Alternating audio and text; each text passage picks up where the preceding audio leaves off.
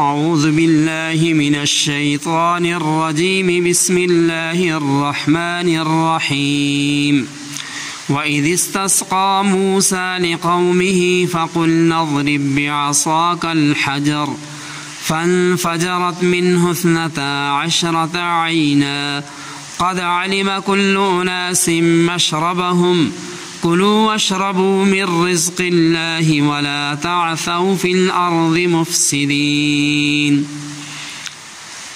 وَإِذْ اور جب استسقا پانی مانگا موسیٰ لقومہ اپنی قوم کے لیے، فقلنا پھر ہم نے کہا اضرب مارو بعصاک اپنا عصا الحجر پتھر، فانفجرت تو پھوٹ پڑے منہ اس سے اثنتا عشرۃ 12 عیناً چشمے، قد علم جان لیا کل اناس ہر قوم مشربہم اپنا گھاٹ، کلو تم کھاؤ واشربو اور پیو من سے رزق اللہ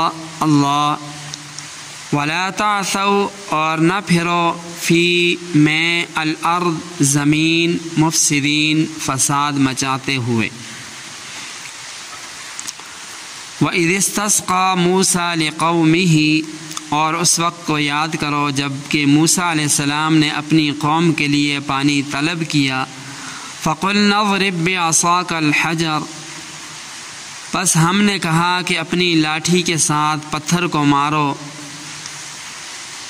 فَانْفَجَرَتْ مِنْهُ اثْنَتَا عَشْرَةَ عَيْنًا پس اس میں سے 12 چشمے پھوٹ پڑے، قد علم کل اناس مشربہم تحقیق جان لیا سب لوگوں نے اپنا اپنا گھاٹ، کلو واشربوا من رزق اللہ تعالیٰ کی دی ہوئی روزی میں سے کھاؤ پیو، ولا تعثوا فی الارض مفسدین اور زمین میں فساد کرتے ہوئے نہ چلو۔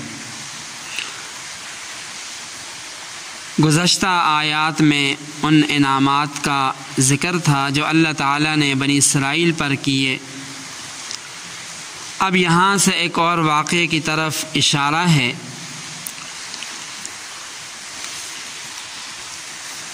اور یہ واقعہ بھی وادی تی یعنی جزیرہ نما سینا کے لقدق بیاباں ریگستان کا ہے۔ وادی تی میں بنی اسرائیل جب دھوپ گرمی اور کھانے پینے کی تکالیف میں مبتلا ہوئے اور پانی کے لیے موسیٰ علیہ السلام نے دعا کی تو ایک خاص پتھر کو صرف عصا مارنے سے قدرت خداوندی سے 12 چشمے پھوٹ نکلے۔ اب اسی واقعے کی طرف اشارہ کرتے ہوئے اللہ تعالیٰ فرماتے ہیں وَإِذِ اسْتَسْقَىٰ مُوسَىٰ لِقَوْمِهِ اس واقعے کو یاد کرو جب موسیٰ علیہ السلام نے اپنی قوم کے لیے پانی طلب کیا۔ استسقاء کا لفظی معنی طلب ماء پانی طلب کرنا، اور اس کی حقیقت اللہ تعالیٰ کے سامنے گھڑ گھڑانا، استغفار کرنا، معافی مانگنا۔ الغرض استسقاء کی حقیقت یہ ہے کہ اللہ تعالیٰ سے رو رو کر گناہوں کی معافی طلب کی جائے۔ فقہاء میں امام اعظم ابو حنیفہ رحمہ اللہ کو تمام فقہاء پر فوقیت حاصل ہے۔ فقاہت اجتہاد میں کوئی بھی آپ کا ہم پلہ نہیں۔ اللہ تعالیٰ نے آپ کو بڑی گہری بصیرت عطا فرمائی تھی۔ انہوں نے دین کی ایسی زبردست خدمت کی جو آنے والی نسلوں کے لیے ہمیشہ مشعل راہ رہے گی۔ امام اعظم ابو حنیفہ رحمہ اللہ فرماتے ہیں کہ استسقاء کی حقیقت یہی ہے کہ انسان اپنے گناہوں کی معافی طلب کرے، اس کے لیے نماز پڑھنا ضروری نہیں۔ تاہم استسقاء کے عام طور پر 2 طریقے ہیں جیسے کہ حضور علیہ السلام سے ثابت ہیں۔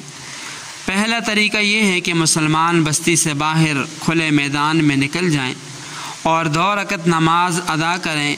فقہاء فرماتے ہیں کہ استسقاء کے لیے صرف مومن اکٹھے ہوں، کسی کافر کو قریب نہ آنے دیں، پھر عاجزی انکساری کے ساتھ 2 نفل ادا کریں، اس کے بعد دعا کریں، اللہ تعالیٰ باران رحمت نازل کرے گا اور خشک سالی دور ہو جائے گی۔ دوسرا طریقہ بھی حضور علیہ السلام سے ثابت ہے کہ آپ علیہ السلام ممبر پر تشریف فرما تھے، خطبہ ارشاد فرما رہے تھے کہ ایک شخص نے آ کر کہا حضور جانور ہلاک ہو رہے ہیں، فصلیں تباہ ہو گئی، دعا کریں اللہ تعالیٰ پانی برسا دے۔ تو آپ علیہ السلام نے ممبر پر بیٹھے بیٹھے دعا کے لیے ہاتھ اٹھا دیے۔ اس وقت آسمان بالکل صاف تھا، بادل کہیں ان کا نام و نشان نہیں تھا۔ آپ علیہ السلام نے دعا کی تو کسی کنارے سے بادل کا ایک ٹکڑا نمودار ہوا، دیکھتے ہی دیکھتے وہ بادل پوری طرح برس پڑا اور یکا یک موسلادھار بارش شروع ہو گئی۔ تو یہ دوسرا طریقہ ہے۔ تیسرا طریقہ بھی ہے کہ کسی بھی نماز کے بعد بارش کے لیے دعا کی جائے۔ استسقاء کی یہ مختلف صورتیں ہیں، ان میں سے کوئی بھی صورت اپنائی جا سکتی ہے، اختیار کی جا سکتی ہے۔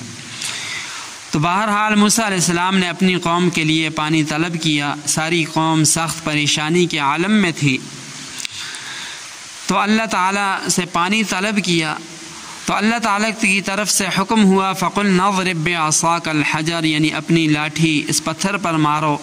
موسیٰ علیہ السلام نے اللہ تعالیٰ کے حکم کی تعمیل میں جو لاٹھی ہاتھ میں تھی پتھر پر ماری، فَانْفَجَرَتْ مِنْهُ 12 عَيْنًا، اس میں سے 12 چشمے پھوٹ پڑے۔ اور اس طرح اللہ تعالیٰ نے بنی اسرائیل کے لیے پانی کا انتظام بھی فرما دیا۔ پانی کے 12 چشمے پھوٹنے کی حکمت یہ تھی کہ بنی اسرائیل 12 قبیلوں پر مشتمل تھے، ان کی تعداد 6 لاکھ سے زیادہ تھی۔ ان کے آپس کے کسی متوقع جھگڑے کے پیش نظر اللہ تعالیٰ نے ہر قبیلے کے لیے علیحدہ علیحدہ چشمہ مقرر کر دیا۔ فرمایا قد علم کل اناس مشربہم، ہر ایک نے اپنا گھاٹ اپنا چشمہ معلوم کر لیا۔ حضرت موسیٰ علیہ السلام نے ہر قبیلے میں ایک ایک چشمہ تقسیم کر دیا اور ہر قبیلے نے اپنی ضرورت کے مطابق نالیاں کھود لیں اور پانی کو دور تک لے گئے۔ اس تقسیم سے یہ سبق حاصل ہوتا ہے کہ جو چیز بہت سارے لوگوں کے درمیان مشترک ہو تو ایسی چیز کی تقسیم عدل و انصاف پر ہونی چاہیے تاکہ کسی قسم کا تنازع جھگڑا پیدا نہ ہو۔ بعض لوگ یہاں اعتراض کرتے ہیں کہ پتھر سے پانی کیسے آیا، یہ تو خلاف عقل معلوم ہوتا ہے۔ یہ اعتراض درست نہیں۔ اللہ تعالیٰ کی حکمت کی چیزوں کو اپنی ناقص عقل سے قیاس کرنا مناسب نہیں، ایسا کام ناقص العقل لوگ ہی کر سکتے ہیں۔ امام بیضاوی رحمہ اللہ فرماتے ہیں کہ پتھر سے پانی نکلنا کون سی بعید العقل بات ہے، یہ تو عام بات ہے۔ مثلا مقناطیس یہ ایک پتھر ہے جو لوہے کو اپنی طرف کھینچتا ہے، اللہ تعالیٰ نے اس میں ایسی تاثیر پیدا کر دی۔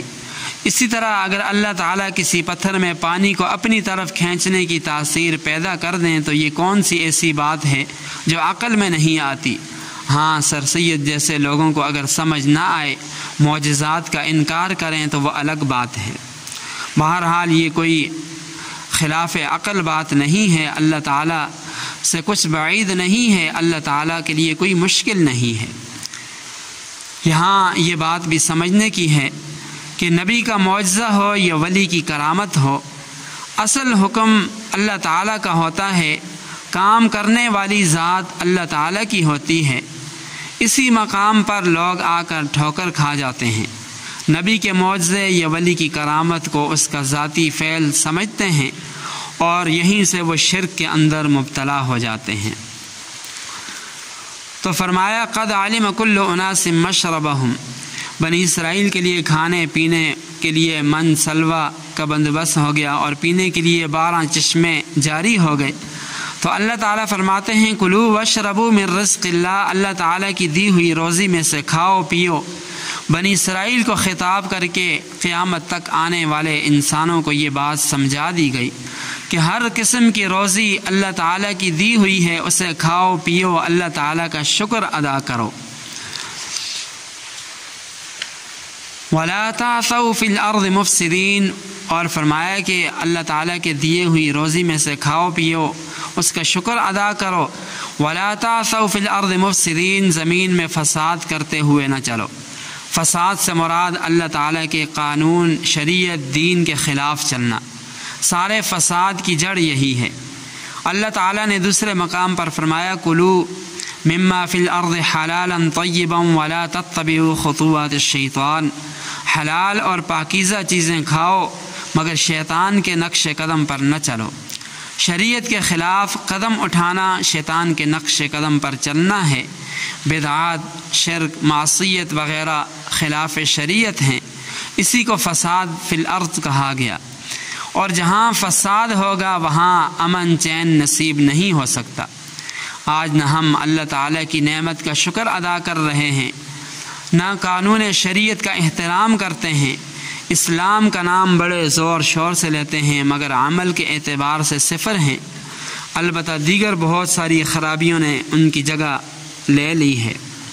الغرض ان آیات میں قوم بنی اسرائیل پر ایک عظیم الشان احسان فرمایا گیا، اس کا تذکرہ تھا، اور یہود مدینہ کو یہ یاد دلایا گیا تاکہ وہ احسان کو مانیں اور اللہ تعالیٰ کی قدرت کے معترف ہو کر اس کی نافرمانی سے بچیں، اور ان کے بڑوں کو جو نصیحت ولا تعثوا فی الارض مفسدین سے کی گئی کہ زمین کے اندر فتنہ فساد مچاتے ہوئے مت پھریں، اس نصیحت کا خیال رکھیں، زمین کے اندر فتنہ فساد برپا نہ کریں۔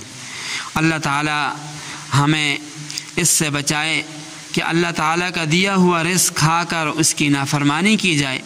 اللہ تعالیٰ ہمیں ظاہر میں اور باطن میں اپنی فرما برداری، تابعداری نصیب فرمائیں، اور اسی پر زندہ رکھیں اور اسی پر موت نصیب فرمائیں۔ وآخر دعوانا ان الحمد للہ رب العالمین۔